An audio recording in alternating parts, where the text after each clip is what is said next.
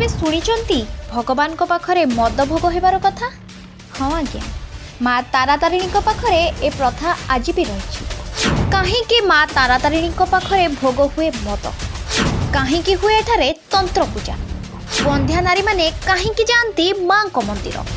कौन लुचि रही तारातारिणी पीठर अलौकिक रहस्य? कौन रही तारातारिणी क्षेत्रर अलौकिकता?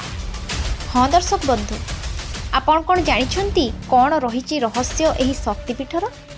कहीं कहुए तारातारिणी को प्रत्यक्ष देवी? कौन जानिछंती माँ तारातारिणी आविर्भाव किपरि होइथिला? आसंतु आजिर अध्याय तारातारिणी पीठर रहस्य, त्रेतया युगर कहानी। जेतबळे राजा दक्ष प्रजापति कन्या सती पिता अनिच्छा सत्वे शिव को विवाह करथिले। राजा दक्ष एकदा विराट यज्ञर आयोजन करथिले। समस्त देवादेवी मानंकु जोग देबाकु मध्य आमंत्रित करथिले। दक्ष राजा महादेवंकु पसंद करुनथिले, कारण शिवंकर श्मशान रे बसवास करिबा और विचित्र रूपे वेशभूषा तांकु पसंद नथिला। पितांकर अनिच्छा सत्वे सती शिव को विवाह करिथिबारु दक्ष महाराज सही दुई जन को आमंत्रित करिनथिले। महर्षि नारद मुनिक ठारू पितांकर यज्ञर वार्ता पाई पतिंकर बारण सत्वे सती तांको पिता घर को जाई यज्ञ रे जोग देथिले। दक्ष सती को देखि भीषण रागी जाई महादेव को अनेक भर्त्सना करथिले। माता सती प्रति असह्य होई पड़िथिला और सती स्वामीकर एही अपमान सही न पारी यज्ञ कुंड रे निज प्राण झास देथिले। एही दुसंवाद रे महादेव क्रोधित होई यज्ञस्थल रे पहुंची दक्ष महाराज को शिरछेदन करने सहित उक्त स्थान को ध्वंस विध्वंस कर देथिले। सतींकर दग्ध शरीर को बोही पागल प्राय होई लक्ष्य विहीन होई घूरी बुलुथिले। शिवंक बिना सृष्टिर विनाश जानी विष्णु सुदर्शन चक्र द्वारा सतींकर मर शरीर को खंड विखंडित कर देथिले। माँ सतींकर सेही खंड विखंड अंश 51टी स्थान रे पड़िथिला। सेही स्थान गुड़ी को शक्तिपीठ रे नामित करा जायथिला। माता शक्तिंक स्तन तारातारिणी पीठ रे पड़िथिला। माता सतींक स्तनरु तारातारिणी दुई भौणीकर सृष्टि होइथिला। एही पीठर आउ एक किंबदंती मध्य रहिछि बोली सुना जाए।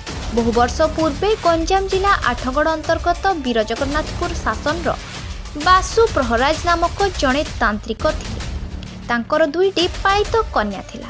सेही दुई जनक रूप और गुण रे अनेक सामंजस्य रहिथिला। हठात दिने दुई भौणी घर छाड़ी चली जाइथिले। गला बेले सेमाने काचर ठारू चूड़ी पिंधि चूड़ीर पाउणा तांको बापा बासु प्रहराज देबे कही जाइथिले।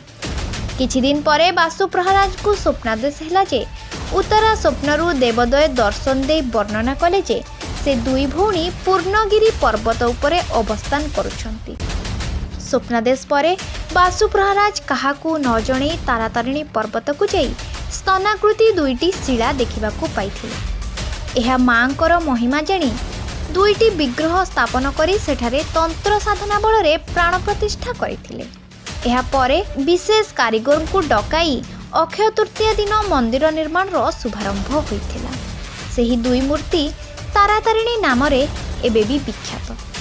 बहु वर्ष पूर्वे सही पूर्णगिरी पर्वत एक तंत्रपीठ थिला बोली कहा जाए।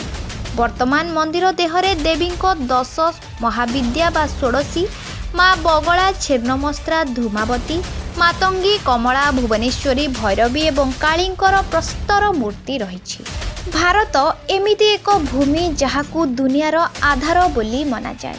एहार कला संस्कृति और परंपरा पाई सारा विश्व रे भारत एक स्वतंत्रता परिचय सृष्टि करि परिछि। रत्नगर्भा भारतवर्षर अनेक शक्तिपीठ मध्यरु एही तारातारिणी पीठ अन्यतम।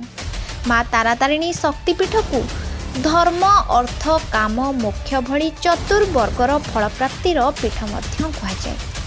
तेबे दर्शक बंधु, जो माने एही शक्तिपीठ को दर्शन करिनाहंती निश्चिंत थरे दर्शन करंतु और 999 पाहाच अतिक्रम करी मांकर अलौकिकता को अनुभव करंतु और निजर मनस्कामना पूर्ण करबा पई तंबा पात्र रे पैड़पण को मद भावे भोग देई मांकर विशेषता को अनुभव करंतु और निजर मनस्कामना पूर्ण करंतु। माँ तारातारिणी को नहीं ଆଜିର ଏହି ଅଧ୍ୟାୟ। Bureau report G7 Odia.